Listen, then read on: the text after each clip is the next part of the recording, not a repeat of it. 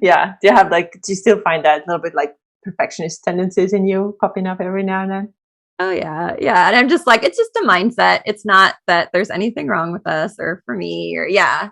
Yeah. And then like healing, like the healing journey and then like the spiritual journey and like the business journey, right? It's like you move forward and then you kind of feel like you're going back sometimes, but it's all, yeah, like healing isn't linear. That's my favorite like thing I love to say, or one of them. So yeah, healing isn't linear. Your business isn't linear, right? Our growth.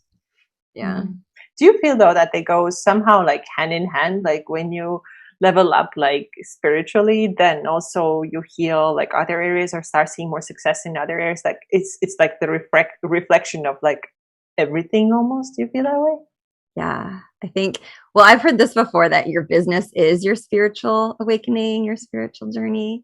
So, Mm. yeah. And then as you learn more about yourself and what fuels you and what your desires are and all this growth, and then we grow in other areas too, in our health and our beliefs, and it's all this growth Mm. intertwined. Yeah. Yeah. It's kind of like what a lot of those TMS people talk about. It's like a mind body. It's one thing. It's one and the It's same. one There's thing. no separate mind, not separate bodies. One unit. Right? Definitely. Oh, Yeah. yeah. Love it. Yeah. All right. So why don't you introduce yourself to our audience? Hi, everybody. Good morning, good afternoon, good evening. I am Jeannie Kulwin, aka the Breathwork Boss. I live in Los Angeles and I help overwhelmed professionals reduce stress. And a lot of people are looking to have guilt free fun and make more money and make more impact. So during the pandemic, I've been helping a lot of men and women with all the stress that we've been dealing with. I started out actually as a health and wellness coach and transformed a little bit through what we were going through. And a lot of people with COVID and all the changes and the routines. And at the top layer was all this stress. And so instead of focusing as much for me with the food and the exercise as much, that's all great. And I still do that because I'm still a health and wellness coach, but I really love to dive into the stress and how stress affects, like what we said, the mind and the body, and how that really is what we can shift, how we can change the internal and external stressors and really get like to the root cause of what's going on. Because we kind of have sometimes the stress that's at the surface. And when we go deep, we can have deep healing and healing for the physical body as well. Yeah, this is so true. I think sometimes we may start from the wrong place, right? Let me fix that food thing first, or let me fix that workout part first. But then there's so many other layers that have to be kind of cleared up before that. Yeah, we think it's about something, right? Oh, my job's stressful. And then we go into the deeper work and we realize, oh, I'm not aligned with this job. In my case, I wasn't aligned with my job anymore. And I was having stress and anxiety. And we'll talk about like all this TMS, all these physical symptoms and all these health challenges. And it wasn't just this, oh, reduce the stress, meditate more, right? And I'm a meditation teacher, breath work, but it's like, it's not just, oh, just meditate more, right? It's really what's going on in your life and what sometimes we shift our focus and we'll focus on the food or we'll focus on something like something else in our life as a way to not deal with what's really going on. So it's a holistic approach. I love the mind body. Yes, this is what we're talking about. This is not, something that's a quick fix. And that's what our society, I know you're so holistic and into this mind body, we're not talking about taking a pill and like all your problems go away, right? Like medicine is fine, it can be necessary, it's useful sometimes, but a lot of people we want the fast, we want the instant, we want the I don't want to do any work, just give me the pill. And we can see that that's not sustaining and it's not healing at a deep level. Yeah. So we mentioned the word or acronym rather TMS a couple of times already today, and I'm pretty sure that at least 80-90% of listeners don't know what the heck we're talking about. So do you want to tell them what it is? Yeah, so it's got so many different names. Tension myositis syndrome, you can call it mind body pain, mind body syndrome. They're calling it PPD now, neuroplastic pain. And basically, it's this mind body approach and discovering, and this is wild. And I know people are like, I don't believe it, right? But it's realizing that a lot of the things that we think are going on with us are not structural. They're coming from the brain. They're some rewiring of the brain, so to speak, a lot of repressed and unexpressed emotions, and then a lot of stress also. So interesting for me when I realized, reducing stress, and breath work came into my life, and then TMS healing, and then my coaching, like it all kind of morphed together in terms of my personal journey. So realizing that the stress was way more prevalent in my life than I thought, because I started as a teacher and I was like, well, all teachers are stressed. Like it's no big deal. And realizing this stress, and also, like I said, these unexpressed emotions creating havoc in my body, and not knowing what to do with it, and doing the Western route for many, many, many years and not getting relief and not really healing it, maybe temporarily suppressing it and having some temporary benefits, but not getting to the root cause. Yeah. Mm-hmm. So this work is based on Dr. John Sarno, and Dr. Schubiner is talking about it. It's really this beautiful awareness of what's going on in the body. And what we're realizing, what's so fun, is that there's so much that people go through that turns out isn't, the typical is the chronic back pain with this work, but we're learning like fibromyalgia, chronic fatigue. We talked about some of these eating disorders. There's so much that falls under this umbrella. So it's exciting that we can heal ourselves holistically and not go down the surgery route and the medicine and our whole life giving our power away to the external, and we have the power within. So that's what I get excited about. I get so excited about it too. So DMS essentially it's like it can manifest as some kind of chronic. It can be pain a lot of times, but it can also be a bunch of chronic other symptoms. So I've heard about things like people have like watery eyes, like they're like almost like they're crying all the time, but it's not like crying, like emotional cry, but they just can't see because the water is just coming out of their eyes. So it could be something like that. It can be, like you mentioned, fibromyalgia.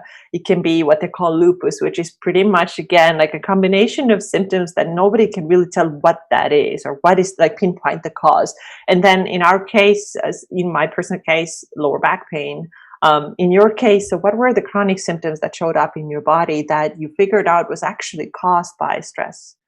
Yeah, and I would say that is the most common. Most people with the chronic pain, definitely, and definitely like the back specifically, right? So I was having back pain, and they say after 3 months, your body knows how to heal. So we think, oh, well, and I know sometimes it's so hard to wrap around our brains around this. And this is just part of the process of not really understanding it fully and having some resistance. So if there's resistance, that's okay. But realizing, even if we see an MRI and we see that there's a bulging disc, right, or that there's something that looks structurally wrong, that doesn't necessarily mean we're going to have physical pain in the body. And I like to talked about like the phantom limb syndrome, right, where people have had amputations and they're still feeling pain. That's coming from the brain. So we're not minimizing, we're not saying your pain isn't real. I think that is a huge thing for me. And I know you're saying my pain, we're saying the pain is real for sure, but it's coming from the brain. It's not coming from structural. Yeah. So for me, I did start with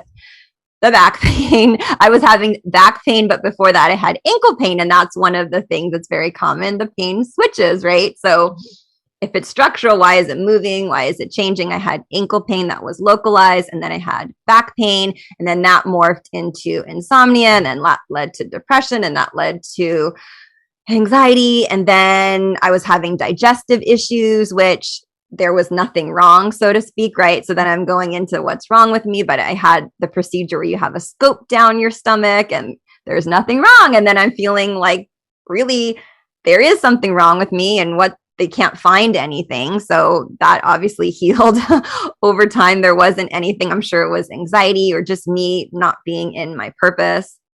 And yeah, so I did have an ankle surgery. There's so many things that I've gone through, but they were removing adhesions from the ankle. It did nothing, right? I mean, they just because we see something doesn't mean that it needs to have surgery. Yes.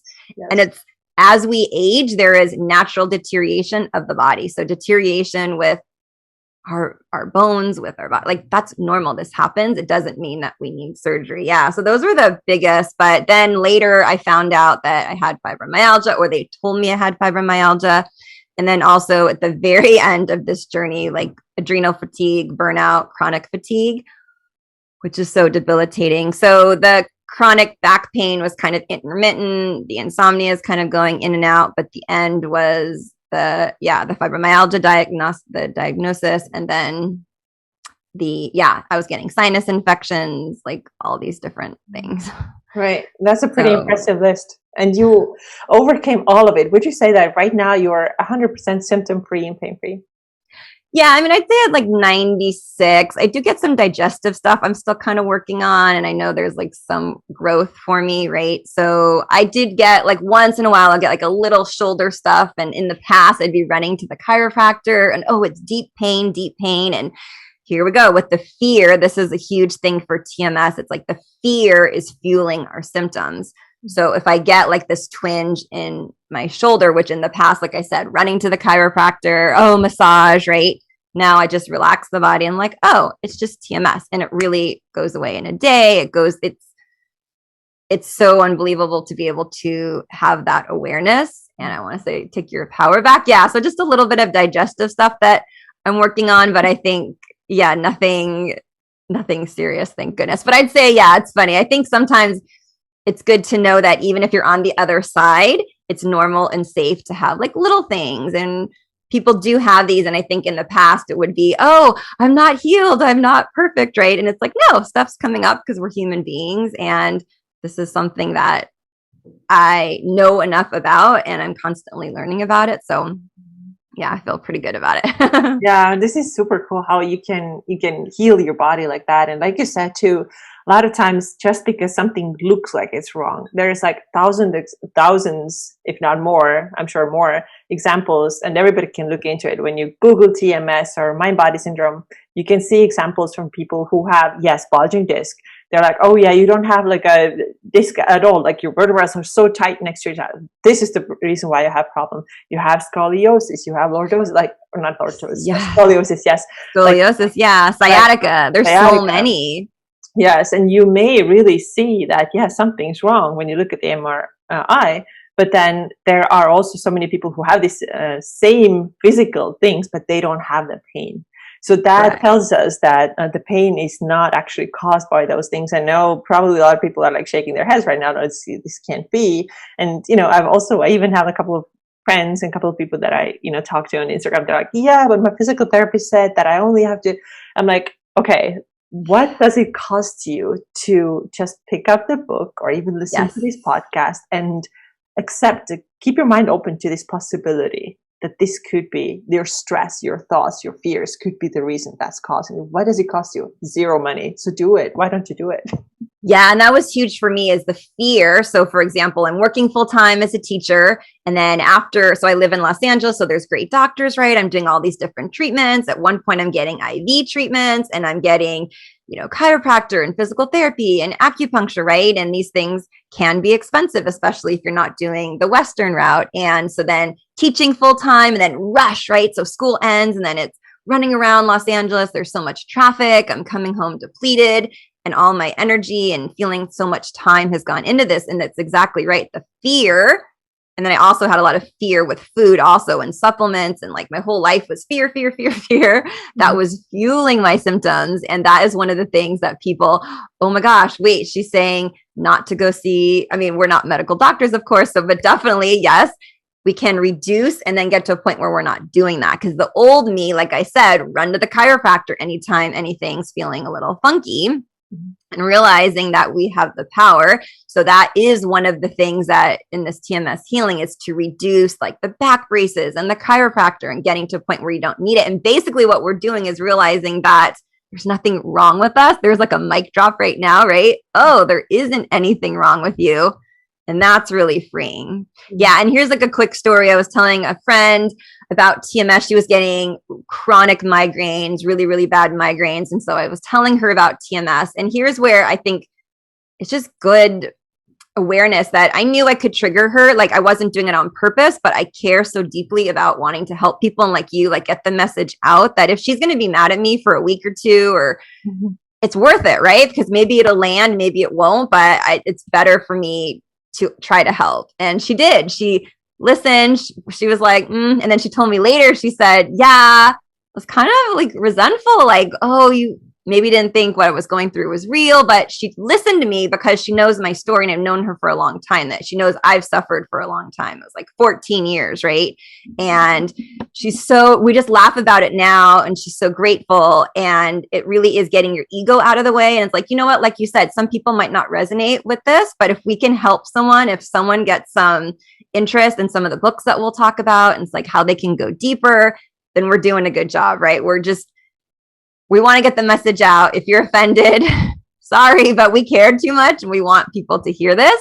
And maybe later down the line, you'll be more open to it. And like you said, it isn't anything you have to purchase or spend money on. Like we're saying, all of that stuff, you can let that go, which I know can bring up some fear. It did for me. So that's why, talking about it with someone, getting a coach, that can be helpful too. Yeah. And also, we're definitely not saying that your pain is not real. It's so freaking real. Like we're so freaking real. Yeah. Like you literally, your mind goes, okay, there must be something wrong with my bone or muscle or something, because it feels so real, and it is real. But it's just that it is created by your brain. All pain is created by your brain. So can you talk a little bit more about what were the reasons what were the things that got you to this point that your body started sending you all these messages that, hey, Jeannie, you should really look out for yourself? Yeah, well, it was interesting because when I started doing the research, and the first book I read was The Great Pain Deception, Steve Ovanich, and I just recommend that. So if you're new, and I know some people like Dr. John Sarno, but that would be great places to start. I kind of didn't really accept it as much because I didn't have a typical, knock on wood, I didn't have an accident or an injury or something that I thought was super stressful. At the time when I started getting pain, I was going through a breakup, but it wasn't 6 months, right? So my brain's like, that's not that bad. But I'm sure there was emotions I wasn't feeling. I was pushing down. And then I bought my condo at the time.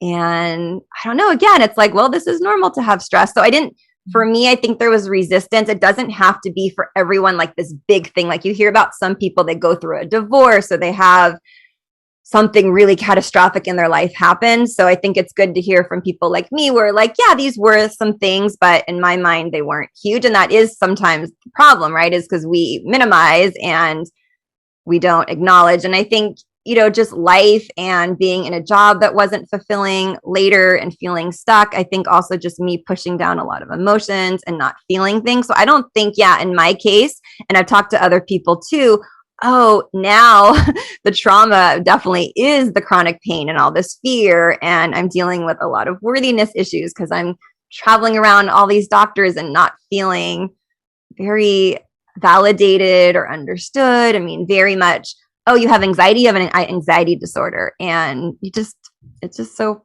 painful and hurtful. And so then I was getting a lot of shame and feeling so sad. Didn't even realize it was sad. It was anxiety and it was all these things.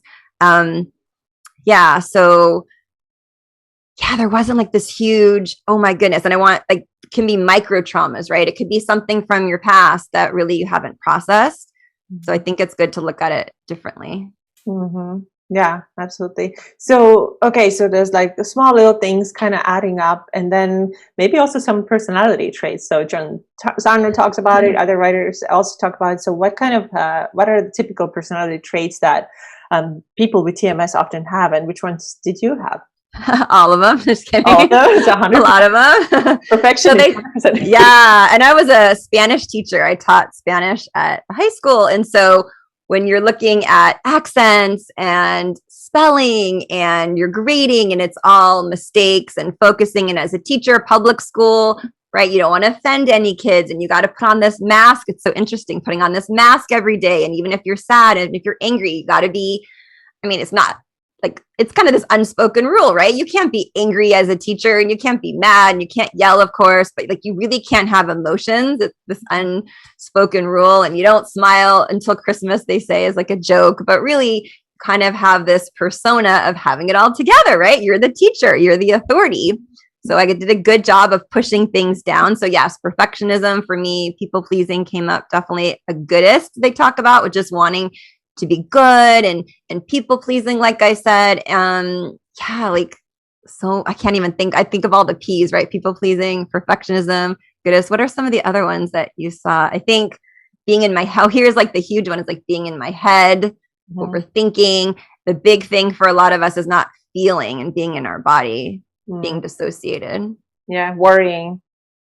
Catastrophizing. Catastrophizing. Oh, this is a big one. Like for me personally, now I even notice it, because one way, like one really important thing to overcome all this is start acknowledging and noticing, oh, I'm actually doing this. So like using words that nobody ever or everybody always. I'm like, wait a minute, like, is it really true? Like, for example, when I say to myself that everybody's always better than me, like, oh wait, is it really? This is like catastrophizing. They're 100% example of that. So if you like notice yourself saying these things, then you're a good candidate for for something with TMS. Yeah, and I remember seeing a therapist and just talking with her traditional therapy about my pain, and she would just say, "Oh, Jeannie, you're just in your head. You just need to get out of your head." Ah, helpful. Then, yeah, very helpful. Thank you. And I don't know, since she's a therapist, she talks to a lot of people and she knows and she sees what, I don't want to say normal because it's all normal, right? But what typical is. And then for her to say, I'm in my head, I don't know if I'm not a therapist. I was young at this time. I wasn't doing coaching. I don't know what the healthy amount of worry is, right? Because I only know my brain. I'm not analyzing anybody else's. But then, yeah, there was nothing helpful about that. It's like, so what am I supposed to do? How do I move forward? How do I, right? And so when I went to therapy, it was just sort of these venting sessions, and then nothing changed. I felt very much like a victim, which is why I like coaching, because it's more action steps. Mm-hmm. And we acknowledge what happened in the past, of course, but really more action taking. And because we know, have you ever heard this with like TMS or any of the work that we do? I'm sure with your clients too, people are like, oh, I know what to do, Mm-hmm. right? Or I don't know why I can't do it. And it's like, yeah, unless you're living it, unless you're implementing, then you don't really know, right? Mm-hmm. So Yeah. it is the taking action. Yeah. So having an open mind, like you said, and taking action, even though there's some fear. Yeah. So what were the action steps for you that really helped you to get out of it? Yeah, so I think a huge one was just the awareness. I think that's what a lot of people say is awareness of this, and feeling understood and validated with a lot of these emotions, finding other people, there's communities, or just reading books or seeing documentaries, and they're, oh, people understand what I'm going to, not feeling alone. A huge beginning step, and it's okay that there's fear, is reducing the treatments. Mm-hmm. I was telling my mind body coach that, so I pulled back from the chiropractor and the physical therapy, right, and the acupuncture, and then it was funny, I felt like I had fallen off the wagon. I told my coach, I said, okay, well, I did see the chiropractor, I fell off the wagon, right, like almost like drinking, right, like I did it, but I did a smaller appointment, right, I did a quicker session, but it was also less, right, so I wasn't going like I was at, oh my goodness, when I was doing not well at all, it was 2 times a week and a lot, right? And then it was going to 1 a week, and I was going less, but definitely stopping with the treatments. And I was wearing orthotics, for example, because I was so afraid I was going to have ankle pain again, getting off of that. And I know people who wear back braces or have support. Yeah, it's like living our life again. Here's the great thing. Like, what is the protocol? It's living your life again. So deciding I'm not going to spend all this time and money on treatments. And the idea is to spend time and energy and, money, of course, too, if you want, but like in living your life. So the treatment is stopping with some of these. And we do want to just remind you too, like if you have, cancer and there are certain diseases, like not everything is TMS. So we can go through, like where you can find the resources to see if you are dealing with TMS. So like, of course, acute injuries, right? Like if you have a fall, you break a bone. Okay. So we're talking about stuff that's chronic. And then after the diagnosis, like, that you're safe in terms of like what it is and isn't. But yeah, it's really about living your life again. It's giving yourself permission to have fun. Mm-hmm. And it's as common, right? I can't have fun because I'm in pain. Mm-hmm. Or if I'm having fun, then somehow I'm minimizing my pain, or it's not really there. So starting to live your life again and not focus on the pain. That's, I think, a very common characteristic, is we get like hooked into the drama with it, and not talking about the symptoms as much, as just living our life. Yeah. Having support, I think, is so helpful, like we said, but living. Mm-hmm. That's the prescription. Living, and letting go of the fear. Yes, huge. At what point did breathwork come to your life? Yeah, it was great synchronicity, and it all happened like it was supposed to. It was a little bit before I quit my job. So I was teaching as a teacher. Obviously, I was in the public schools, big classes and a lot of stress. And I'm an empath too. So I'm getting a lot of what the kids are bringing in. And I just wasn't aligned with it anymore. And I think teaching's an interesting career where it's the only thing I'd ever done. I have tenure, I have health insurance, I have, I'm at the pinnacle of you stay in. Why would you leave? You've got you're set up, right? The pension's coming, all these things. Well, I wasn't happy anymore and I wasn't aligned. So breathwork came in maybe about a year and a half before I quit my job. And it really helped me get aligned with what I wanted to do and how I wanted to move forward, and help get me out of that fear and feeling like an imposter, because the thing I had done my whole life was teaching. Mm-hmm. And there's not many teachers who leave after almost 20 years and I'm going to start a new business. And I felt, I don't have marketing experience and I don't have sales. And the irony really is I do sell to the kids every day, right? As a teacher. Yes. But I didn't have the traditional business background, business owner, entrepreneur. That was something I didn't know anything about. So breathwork, I'm in LA. It started getting a little bit trendy in Santa Monica. I went to these big classes and I just always came back to my heart and my intuition, and the ego would quiet down the inner critic. And I'd always come back to, because it's been in my heart for years and years to be a coach, there was the fear stopping me, right? And then I think, let's be honest, somehow the health issues, right? So I can't go for my dreams when I have all these health issues. I think the health issues, in a way, subconsciously or consciously, to stop me, right? Because I felt like I couldn't quit if I couldn't take care of myself and have the money. So I think getting myself better physically, and in a way, and I've heard other people say it too, right? Well, I can't do X, Y, and Z when I have the chronic pain or all these things. So healing myself, and you can do it anyway. You've got to do it. This is, and then now that I'm not as a teacher, miraculously and not miraculously, I'm doing so much better with my health, right? So the breath work, started doing it, seeing myself just really, I think for me, there was so much clarity I got with it. There was so much reduced stress, of course, and just coming back to myself. Like we said, when you're in so much pain, and for me, I don't know about you, it was always trying to figure it out. Always. Oh my gosh. Strategizing. Well, I ate this and I did this, and this is what I did, and this is what I didn't do. And so just giving my brain a break, right? Like what we said, the therapist is you're in your head too much.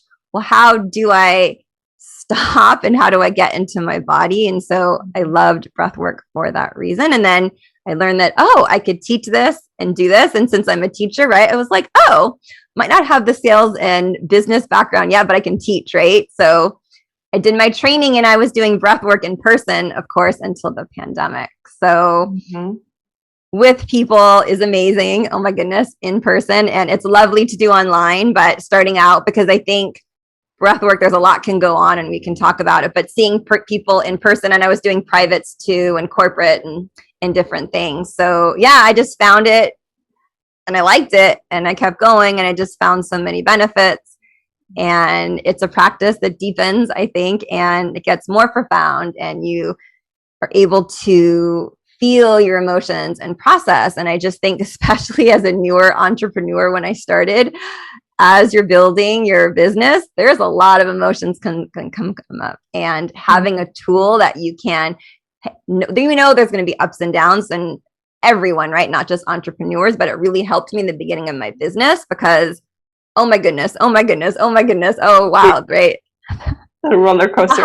It's a roller coaster. It is, your business is your spiritual awakening. And so to have a tool of okay, even if I get rejected or it doesn't work or I fail or make mistakes or whatever that means, I got this. And that's what breathwork brought to me, that confidence of course I'm going to make mistakes. We all do, right? And it's not beating myself up like I used to. So yeah, but there's all these other benefits too, but those were my biggest ones. Decreasing the negative self-talk for sure. Yeah. Yeah, it's such a wonderful tool. And again, one of those things that doesn't cost anything. I mean, yes, there's a little fee for the class, but that's it, right? It doesn't cost you a trip to a chiropractor or a physical therapist who is not able to maybe even help you. And it's such a deep, crazy journey. In some ways, it's so crazy because you don't even know what's going to come up, right? sometimes, so okay, why don't you, as a coach, tell us like what kind of things can come up in a typical breathwork session? Yeah. So when you're starting, some people have, I've heard people, they're like, oh my gosh, that was amazing, right? Oh my gosh, that was 7 years of therapy in one breathwork session, right? Like the most common word I hear after breathwork is amazing, and I'll take it, right? I hear life changing. And then some people, their first session might not be amazing and life changing. It's just something new, right? And so they're sometimes we're a little, and this is okay to be a little apprehensive about something new. So yeah. So what we're doing, it's like so many things. So first of all, trauma and emotions we know now are in the body, right? So we used to think, oh, we can just talk, physical, like traditional therapy, and talking can be helpful and you can process. But now we're learning like the body, the stuff is in the body. So it's kind of like acupuncture where or chi, we're like releasing the energy in this stuckness, trauma, emotions in the body, and specifically like belly and pelvis for women, like that's where like a lot can be stored. So like healing generational trauma, that's kind of a big deal, right? Stuff that could be yours, stuff that could be from your parents, and healing it and letting it go. And some people cry in a class because emotions come up, some people don't. It doesn't mean like you did it badly or good, it just means it's coming up to be healed.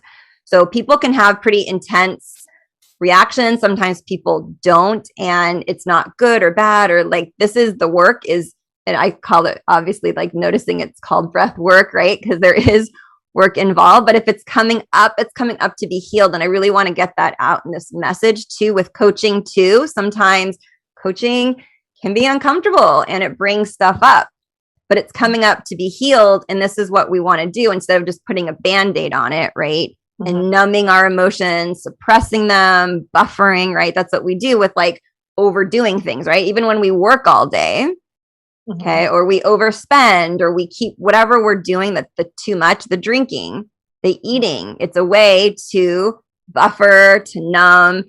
And when we start doing this work, we are, like in the present body, we get to feel our emotions. And I know it's not as fun, right? Like, hey, let's feel some emotions today, but this is how we heal the physical, the mental, the emotional, like going back to what you said, it's a mind body approach. It's the whole body. Yeah. All these things that you mentioned, they're just distraction, from the stuff that you don't want to, or you're not comfortable with. But the breathwork can really, it's deep, and you can't like eat while you're doing it. You can't drink. You can't like run away from it. Like literally, you just can't. You are so present, and sometimes you don't even know what the thing is that's bringing up this certain emotion. And I don't think it's even important to know what the cause of it was. What do you think? Yeah, no, I think that's a great point. So I'll notice if I am feeling emotion, sometimes that's a great time for me to do breath work. Some people like doing it as preventative or just part of their maintenance, but definitely that's the great thing, because when I was telling you that with my physical symptoms, I'm like, what did I do differently today? Oh, what time did I get up? Oh, it's the moon. I'm being funny, but like the moon, the sun, the Mercury retrograde, right? But like seriously, like so much time. What did I do different? Oh, I walked extra. Oh, I went uphill today. Oh, I didn't walk today. Like, oh my gosh. And when you can just, it's coming up to be healed, and I don't have to know like when it happened, and right, like late, like all the, how much time I have more in my life now, and I'm not like knowing exactly like this symptom and what this is from. And because for me, it felt like not in control, and I felt, like it wasn't helpful because I didn't know. And I was like the typical mystery illness girl, right? And I talked to medical medium Anthony William, and it's like putting again my power in someone else to tell me, right? And so for me to take back my power, because then what happened? I had one session with him, and then I wanted another session, and then I was working with one of his other healers. And I think it can be great, and if you're in that route, but with that, it was a lot of fear.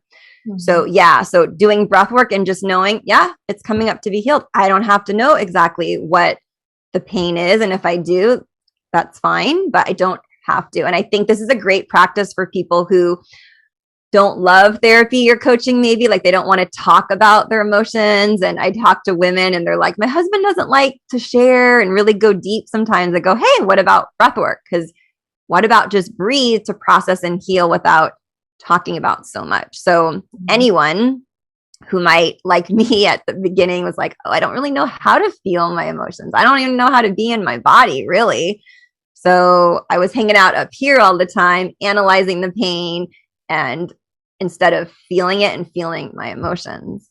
Yeah. So it really is so beautiful. Yeah. And like you said, I say it's a radical act to just do one thing at a time and to put this time for yourself. This is the self-care. This is the self-love, right? And I mean, all the chemical things that are going on in our body, like we're reducing the stress chemicals and the hormones. And so obviously when you're in fight or flight, you're not going to be in your creative flow, right? So anyone who wants to have creativity, and let's say you're dealing with a problem, we're just in our head, we're focusing on the problem, get out of your head into the body, and it's just going to flow naturally. Yeah. So yeah, you don't know what you're going to get. That's a good point with no, you never know what you're going to get. Sometimes you're going to get like a big cry, and that's so good, actually. That's like such so cathartic. Yeah. Yeah, definitely. That one class that I took with you, I had that. And, you know, at the end of the class, you give people time, you're just playing the music and you're not saying anything. I think you just say that, you know, you have now, how many minutes? 10 minutes? Something like that? Yeah, it's about like 8, I think 8 minutes. Yeah. Right. 8 minutes to be on your own and do whatever you do, right? And I remember I was like going so hard. I'm like, oh my God, what if the time is up again? You know, like the monkey mind comes back for a second, like, what if the time is up and everybody is waiting? And there's this one girl who's, and I'm like, okay, chill, like let it all out. And I'm kind of like tearing up even right now, because it was like it was a big, maybe probably the biggest, and I've cried a lot during breath work. And in general, I'm not a big crier, but breath work gets me there. And that one time was like really big one for me. And I also think that because I know your story, I know that, you know, TMS, as much as we don't like it, it does connect us, right? We don't, you know, it's sad in a way, but it's cool in a way too.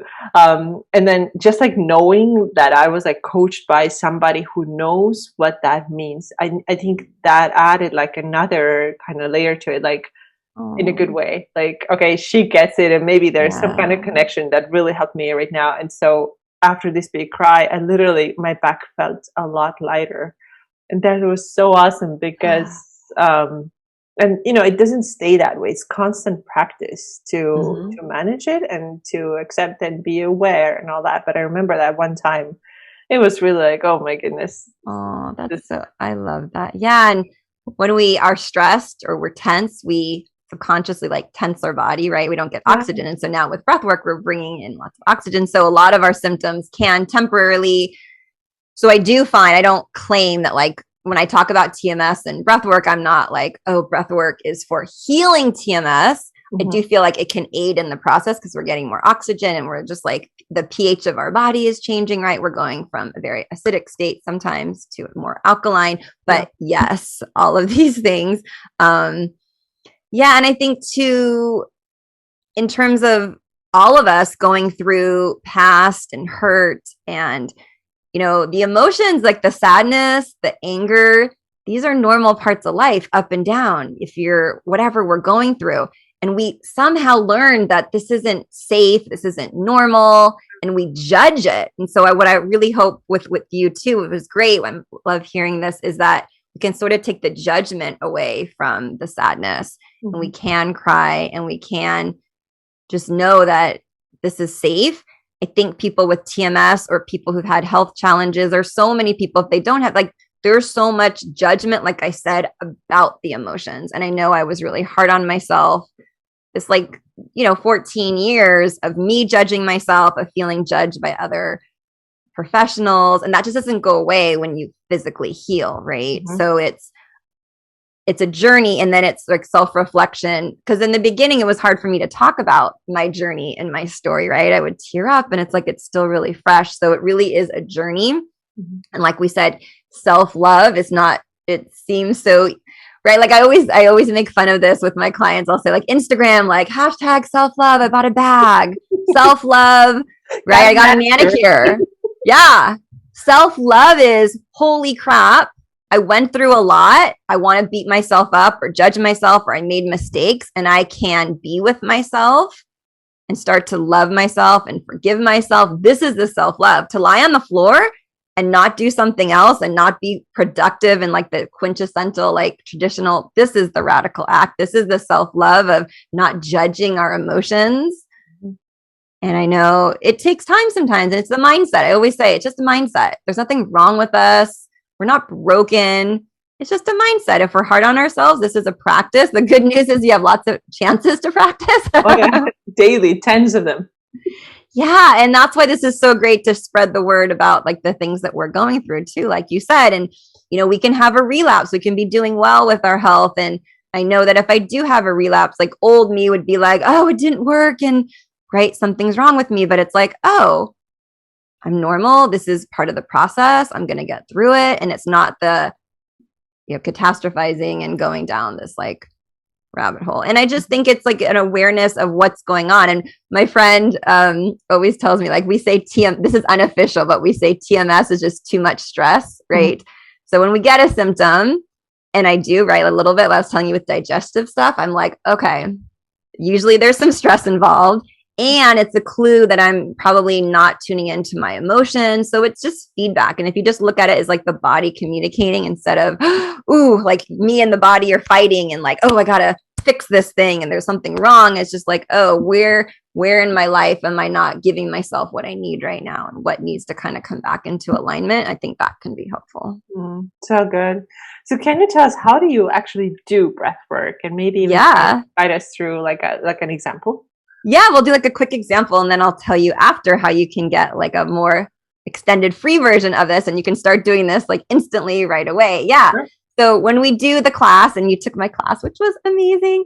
So we are lying down to get more oxygen in. I mean, you could do this sitting, but for optimal, it's best to be if we're on our back or if we're lying down on a bed or on the floor. And so for right now, since we are sitting, which I said that you can do, we can just close our eyes. And if you could put your feet on the floor. Yeah, and just settle in. And it's a 3-part breath. So you can just kind of let it go. Feel your feet, bringing the energy down.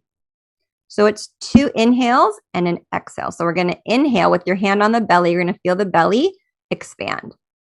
Okay, so expand the belly and your mouth is going to be open. I'm talking, but you do have your mouth open.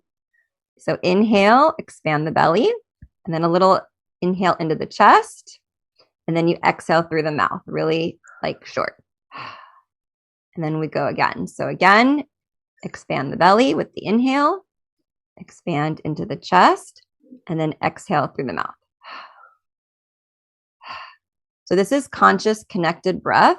It's a little bit different, than Wim Hof teaches. There's different varieties of breath work, of course, just like there's different types of fitness. So we just keep going. So we don't stop on the exhale. So we'll just do a couple more. So inhale, expand the belly, inhale into the chest, and then a short exhale out of the mouth. So just keeping the mouth open.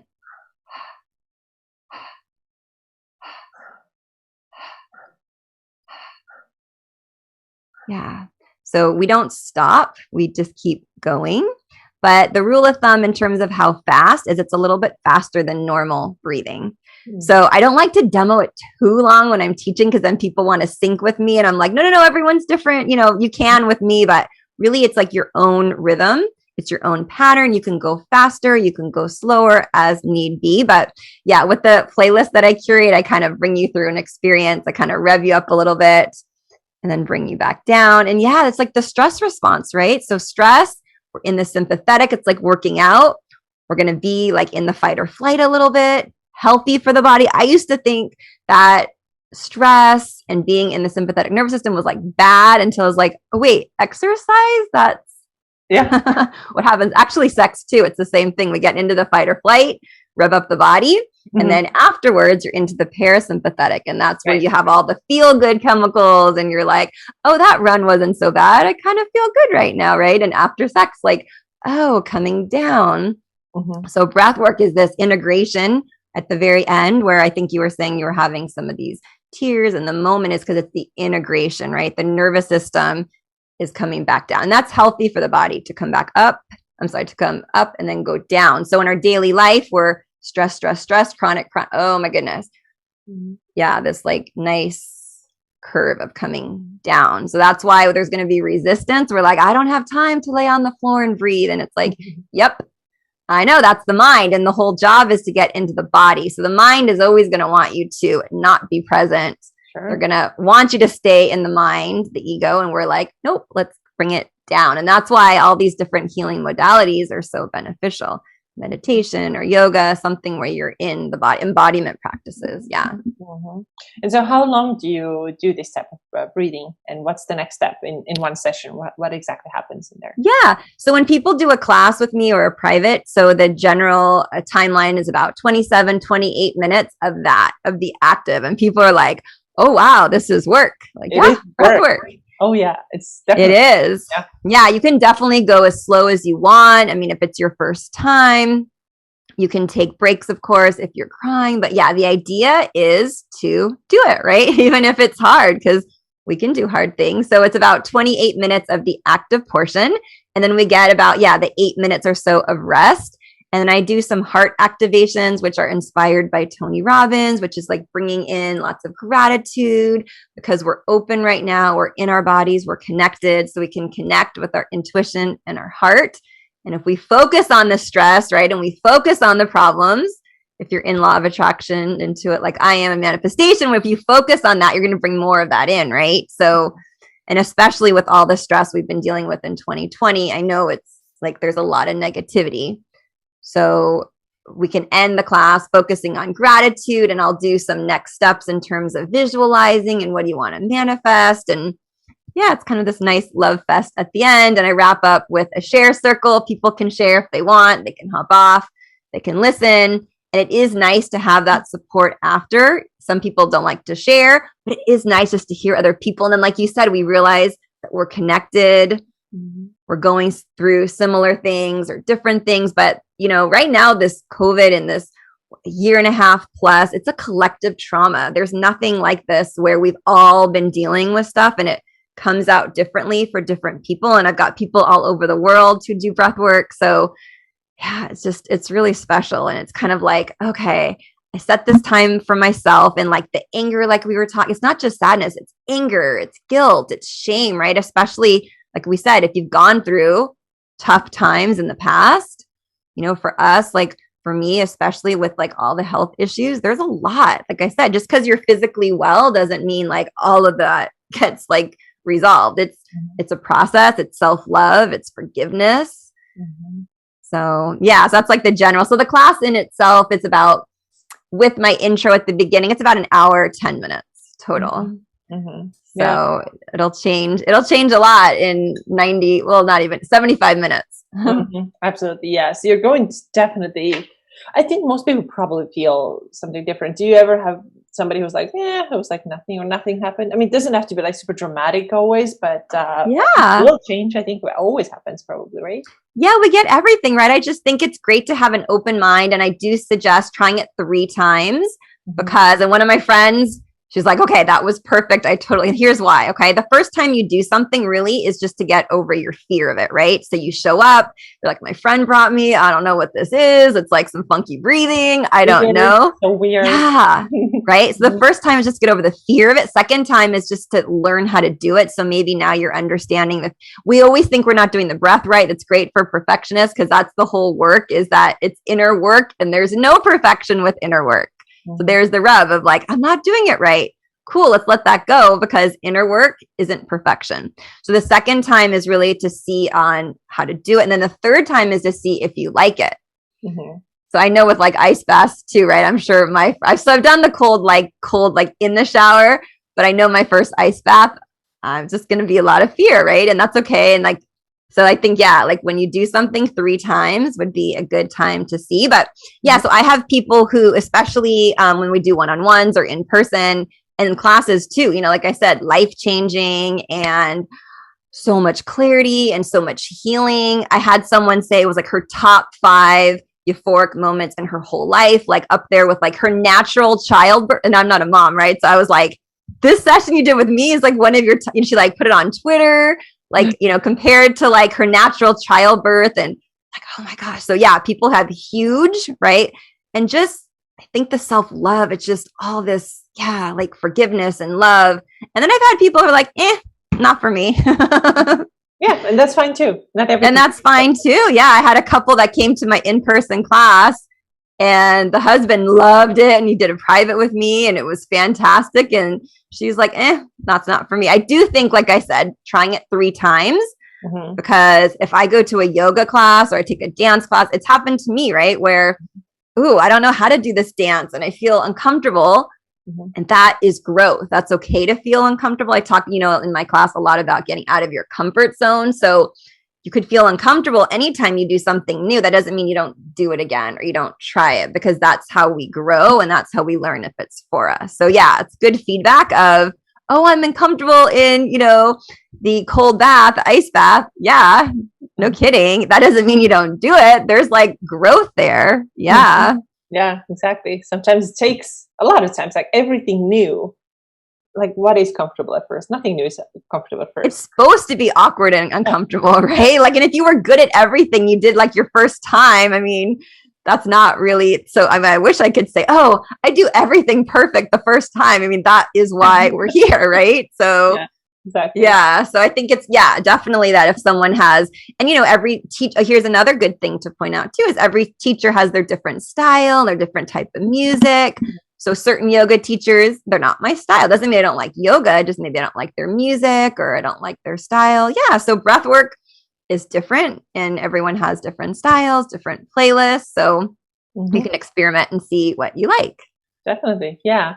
And I think you also have a gift for our listeners and viewers. Yeah, I have a couple things. So if you want to get instant access and you're like, okay, I want to see how we're doing this, because we just did a real tiny demo of how to do the technique. So I have 2 intro videos on how to do this and really just more in depth of what's happening in the body and like a physiological, biological level, like the chemicals and tingling and things that can happen. But even better than the intro videos is you get access to a 20-minute breath work boosting. It's for confidence and worthiness. So if you go to my website and it's jeanniekulwin.com, so it's www.JEANNIEKULWIN.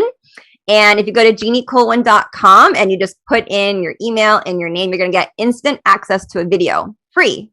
So you just watch the little intro video so that you know what to do. And then you get a 20-minute mini session free. And you can do this as many times as you want.